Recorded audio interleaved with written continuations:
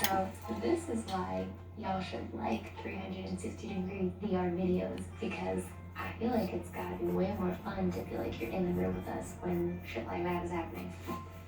I cute it. In case you missed the instructions on the last VR video, first of all, how dare you? Second of all, I forgive you, I guess, because you're here now. It's fine. If you get motion sickness with VR videos, the very first thing you should do is sit your phone down or go on a desktop or a TV to watch this, and then just drag the view to where you'd like it on your phone. And just leave it, and then you won't get motion sick. If you want to look around thereafter, you can still just drag your view to wherever you want to go. If you're feeling brave, you can pan your phone around like this and look around like it's a magic window into this room with us. And then a bunch of spooky things happened. Yes, we found ghosts. Check this out in 360. If you want to see it, watch my Salem video, but because a lot of it's just really repetitive, we left in almost all of it. I don't want to bore you here. Let's move on. Hi, this is VoiceOver Mikey. Nice to see you again. It's been a long time. As you will soon see, we are taking a bit of a tour around Salem and then the Lizzie Borden house. But we were shooting kind of guerrilla style in a lot of these locations, and we just wanted to give you a sense of the space. So I will be taking over here in VoiceOver as your tour guide, Mikey. So hello, here we are. Our first stop is Proctor's Ledge in Salem, Massachusetts. And this is the site that is believed to be where they were hanged, which incidentally is not in downtown Salem. It's a little bit away, and it is behind a Walgreens. So it's a very odd place for such a dark, intense, solemn memorial. I'm very curious if the houses that are directly adjacent to these woods where these people were hanged ever see anything spooky or hear anything spooky. But yes, this is the memorial, and it is a sad place. So here we have the Salem Witch Trials Memorial, which is in downtown Salem. This is a site where 20 granite benches are there to memorialize the 20 people, 14 women and 6 men, who were accused of being witches and then executed. One particularly impactful thing that I saw here was that one of the accused witches, a man by the name of Giles Corey, was pressed to death, not hanged like most of them. And I looked that up afterwards, and being pressed to death is a means of torture that they used back in the day if someone refused to plea in a court case, where their arms are stretched out and tied down, and then immense amounts of weight is put on their chest, usually with really heavy stones or iron, until they plea or they die. And this guy, Giles, was 81 years old when this happened, and his last words are said to be, quote, "more weight," making Giles Corey a badass. This is the cemetery that is right next to the memorial. I noticed on a plaque here that one of the judges that presided over the Court of Witchcraft is buried here. That guy is not a badass. He's a POS. Anyway, let's move on. Alright, on a lighter note, this is kind of the heart of downtown Salem. And yes, you are currently standing on a trash can. Seemed like a good spot to put you guys. I don't mean that in it. That sounds like that's not meant to be an insult. It was very windy this day, and I was worried that the camera was going to fall over, so that's why I'm protecting you guys. You're welcome. This is a little further down that alleyway. Several people tried to walk into you guys here. We protected you again. You're welcome. And this area is very cute, but it is also lined with witch-themed touristy shops. Some of which have some really cool things, some of which are very cheeky and cheesy to me.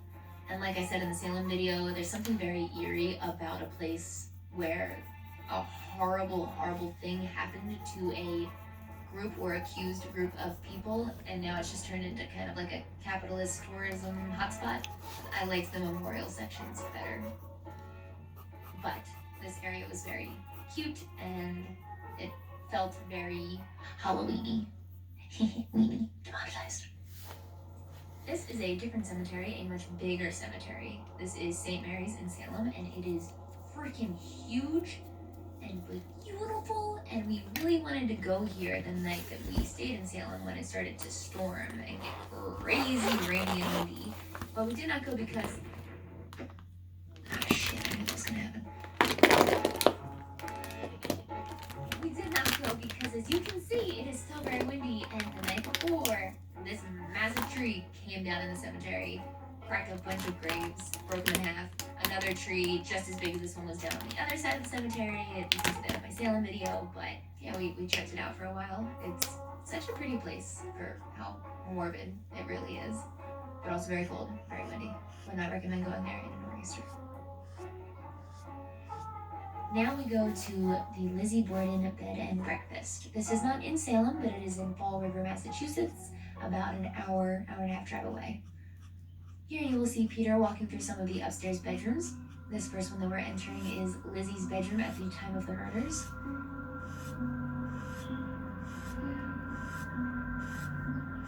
To the left is a smaller room, which is where her sister Emma slept.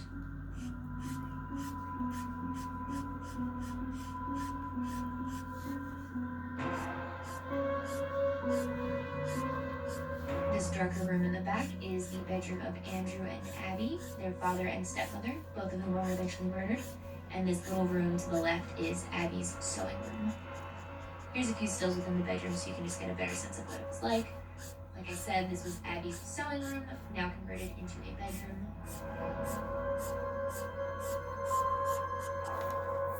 This was Andrew and Abby's bedroom.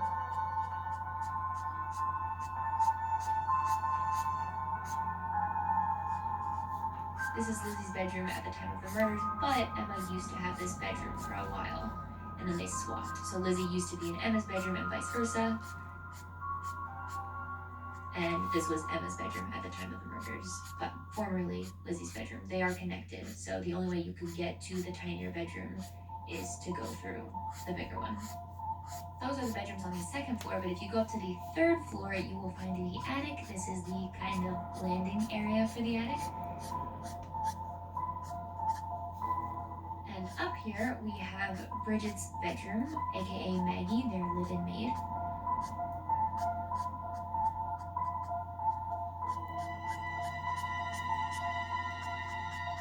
And then there are a couple other bedrooms upstairs in the attic. You can sleep in any one of these, even though these don't have any events connected to them per se. I thought that they were the creepiest rooms in the house. They're just kind of dark and big with dark, creepy corners. I'm a skeptic. Hi. And this is part of the basement, which nothing in particular happened down here, except that, you know, all basements to all really old houses are inherently creepy. I didn't really like being down here. Also, there is a spot down here in the basement where if you take a picture of a wall, it looks like a man's face. Only if you take a picture with flash, though. It won't show up otherwise. The tour guide said that this is just a natural phenomenon in the wall, but I think it's a ghost. Just kidding, no, I don't.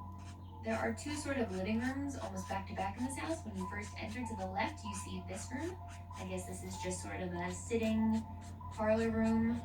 I believe the tour guide said that this is the room that Lizzie was in when she was told that she was either a person of interest or under arrest for the murder of her father and stepmother. So that is the significance of this living room. But the other one is where all this stuff went down, because this couch is the couch where Andrew Borden, the father, was murdered.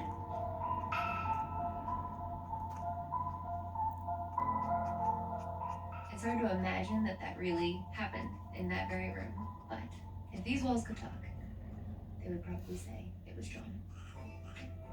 And here we have the dining room where one big happy family used to sit around the table and eat together. If you look at the cabinet in front of you, you will see replicas of the skulls of Andrew and Abby Borden. The skulls were actually brought into court during the trial as a surprise to everyone, because no one knew that the heads had been severed, had their flesh boiled off on someone's kitchen stove. Surprise! There they are at trial. It's like a big dramatic thing, apparently. As one would imagine when skulls pop up unannounced. Unfortunately, I do not have a VR version of the John Morse room where Abby was murdered and where we slept. We did record one, but for some reason it's gone. We don't know where it went. I don't know if maybe we thought it recorded and didn't record, or what happened to it. I will blame a ghost. However, I did spin around the entire room with a very sexy wide-angle lens in my Lizzie Borden video, so if you want to see the John Morse room, check that video out. Here we are, out front of the Lizzie Borden Bed and Breakfast. It's called the Andrew J. Borden House, which is interesting, but it's also called the Lizzie Borden Bed and Breakfast. We just stayed the night here, and it was quite an experience. We solved the entire mystery of the Lizzie Borden murders. If you'd like to see how we solved it, please be sure to check out the video. We hope that you feel it's too early to speak. We hope you feel scared. Yeah, I was gonna say sufficiently spooked, but that works too. Check out the other 360 video. It's a little bit different. It's mostly a road trip. We check out the Grand Canyon. It's a fun time. It's not really spooky. It's just a lot of Katie being Katie, if you want to see that. And let us know if you want to see more 360 videos, because we can do these in all kinds of places, in all sorts of ways. Thank you guys for watching. And Halloween already happened, so I'm not going to say Happy Halloween. Spencer, do you have anything to say? Do you have anything to contribute to this video? It's a thing called goodbye. You heard the man. Bye.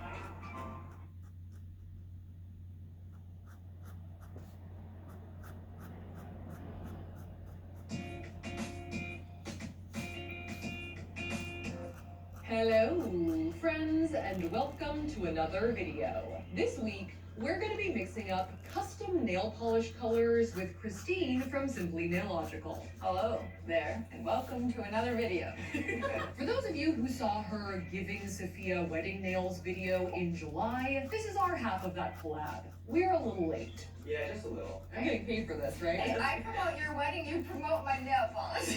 So previously on our channel, we've gotten a lot of custom stuff, like mixing up custom lipstick colors at the Fight Lip Lab, 2 of which are part of our ColourPop collab, restock coming soon. Real organic. And we've also gotten custom shampoo, foundation, mascara, and clothing from this weird suit. So when I saw that Orly had opened up a custom nail polish mixing bar in LA, I thought that since Christine was going to be dragging her frozen butt out of Ottawa for VidCon, we had to go together. I mean, we both have some experience mixing up our own cosmetic concoctions, Ben, come have a sip. I made you something special, Ben. and Christine used to make videos about nail art. This is a nail art channel, in case you forgot. What the hell else would you subscribe for?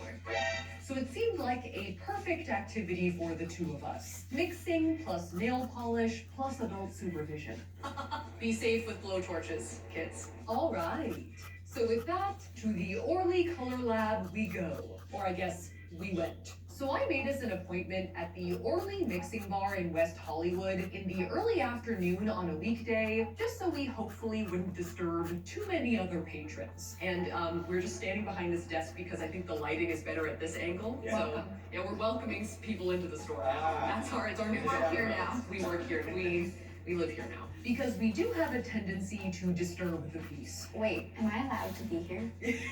Christine is here picking up trade secrets from her competitors. I'm not here.